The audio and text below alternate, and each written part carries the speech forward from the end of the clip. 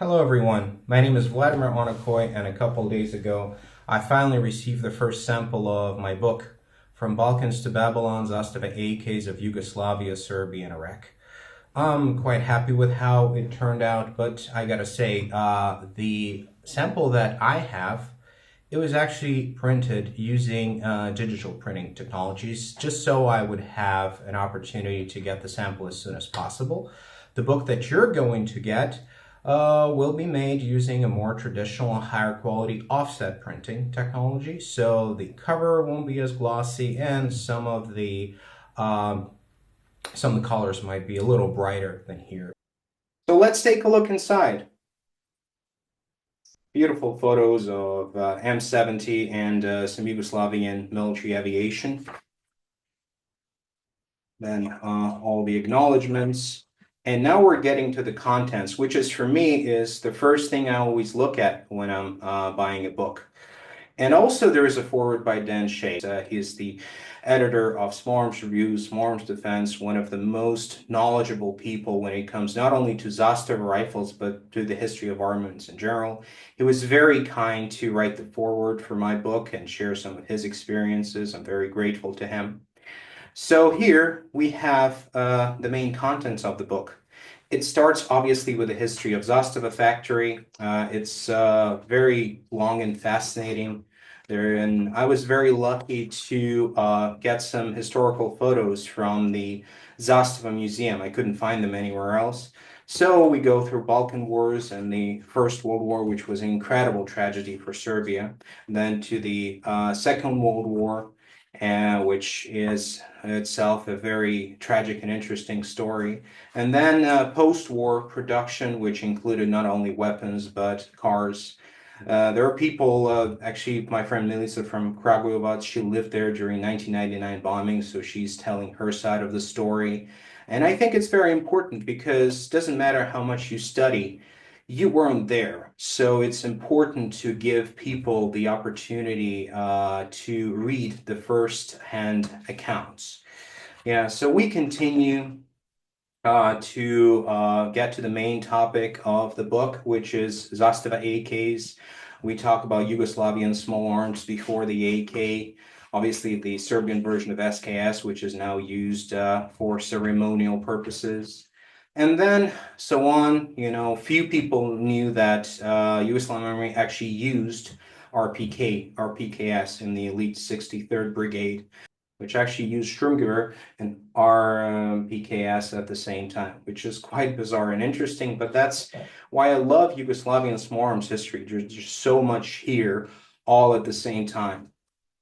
And so we go to M64, and here I want to mention Dragoljub Grujevic.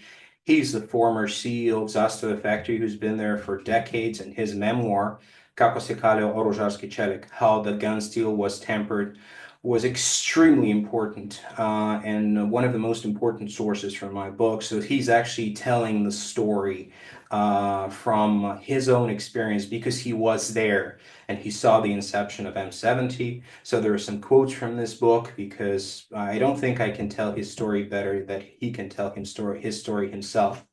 And we go into M64, different versions of it, and then development to M70, M70B, rifle grenades, obviously. Then there is a pretty unique subchapter about the RB100, which is a special rifle grenade system, only uses standard hand grenades. Fascinating. I heard a lot about it in Iraq and Afghanistan from my colleagues, but only when I talked to Victor, who wrote this subchapter, he actually explained how it came about and told me about the fascinating history of this system and how it went beyond the Balkans. And so we go through different versions of M70 to M92. There is chapters that mention my work in Afghanistan. And train chart, obviously, modern versions, MO5, which I encountered in Africa quite a lot. And we go to the chapter about the modernization, talk about Morana, talk about a more conventional project, which is DU, Delimično unapređena, like partially modernized M70. I don't think it was ever mentioned in any book, so might be the first one. And then we go into 5.56 rifles, fascinating photos that were actually given to me by a very interesting gun store in the US. Without them, I wouldn't have any good photos of this rifle because I couldn't even find it in Zastava reference collection. And then Jeff Gurbich submission about his experience using those rifles in competition, fascinating. And to M21 history, rare M21 prototypes, then a little bit about M77 and how it performed in trials in Pakistan. FLG, Master FLG, which is a very unique 9mm. So almost every page we go to, there is some unique information that was never published before in English. And, Iraq, there is a lot of my own experience here, a lot of the photos that I took of different markings and stuff like that. A lot of photos from U.S. Army Archive that are in public domain.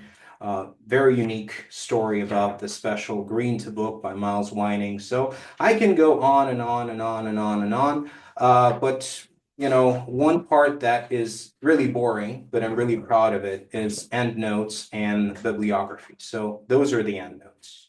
Not all the endnotes. There are more endnotes here, and here's a bibliography, and there is more here. So if you want to check some information in the book, you always have the information about the sources that I use. Yeah, and so here's a quote from Dan Shea from the time when he met Mikhail Kalashnikov at the Zastava factory at 150th anniversary. Again, I wasn't there, so it's very important to talk to people who have firsthand knowledge and experience. So, as I mentioned, I'm pretty happy with how the book turned out, but that would never happen without everyone who helped along the way. So, I just want to thank everyone who helped. So, if you ordered this book, the book shall be delivered in the late fall. Now I need to sign the books, and that's going to be a huge logistical challenge. So, in case of any delay, you can blame me. It probably means that I didn't do it fast enough. But other than that, I guess the only thing that can delay the shipping is another war in the Middle East. If all the straits are closed again, it might be a challenge. But overall, the publisher is doing an incredible job to make sure that the books will get to the readers as soon as possible.